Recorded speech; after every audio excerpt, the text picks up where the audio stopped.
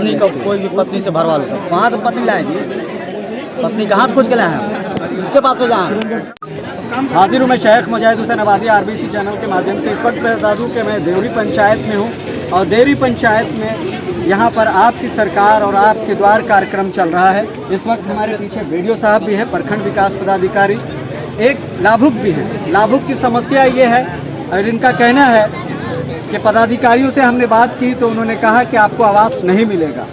इनसे भी बात करेंगे, लेकिन सबसे ज्वलंत मुद्दा ये है कि इनके परिवार में इनकी पत्नी इनको छोड़ करके कई वर्षों पहले चली गई हैं और ये आवास के लिए यहाँ चक्कर लगा रहे हैं। और प्रखंड विकास पदाधिकारी का ये कहना है कि आवास इनको नहीं मिल सकता क्योंकि इनके पास पत्नी नहीं है। अब इनकी मांग ये है कि पत्नी दें या आवास।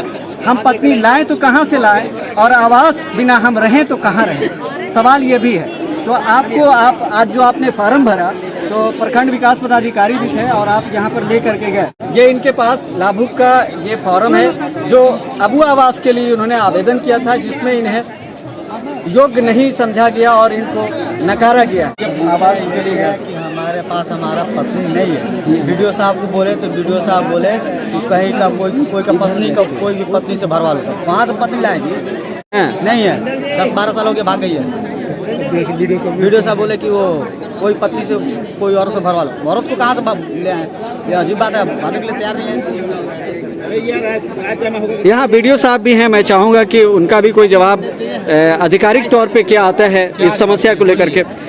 समस्या ये है कि एक लाभुक है जो उनको आवास नहीं मिल रहा है, अयोग्य ठहराया गया है और उनके पास उनको कहा जा रहा है कि आप लाभुक जो हैं सही नहीं है और आपकी पत्नी नहीं है, उसकी वजह ये बताई जा रही है। तो उनके लिए क्या है? अब वो आवास में महिला हो, है ना, आवास मिल जाएगा, सरकार की योजना है। थोड़ा सा सर ऊंचा बोलेंगे ताकि आवाज़ आ जाए मेरे मोबाइल तक। वह आवास में देखिए पत्रिका लिखा हुआ उसमें है ना, होगा उसमें हो जाएगा उनका।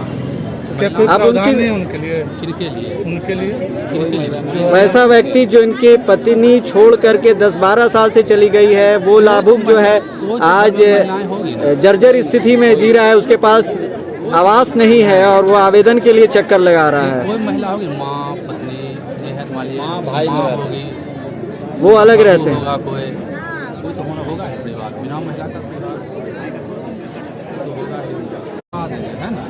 सरकार का नियम कानून जो है ना, हड़ताल पार करेंगे तो हो जाएगा।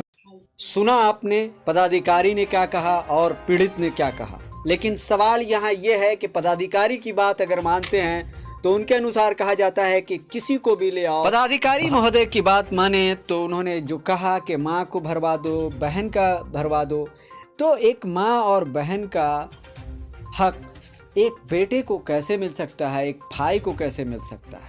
सरकार को इनके लिए भी सोचना चाहिए। एक ऐसा बहुत बड़ा तबका है जो ऐसे वंचित रह रहा है इस लाभ से।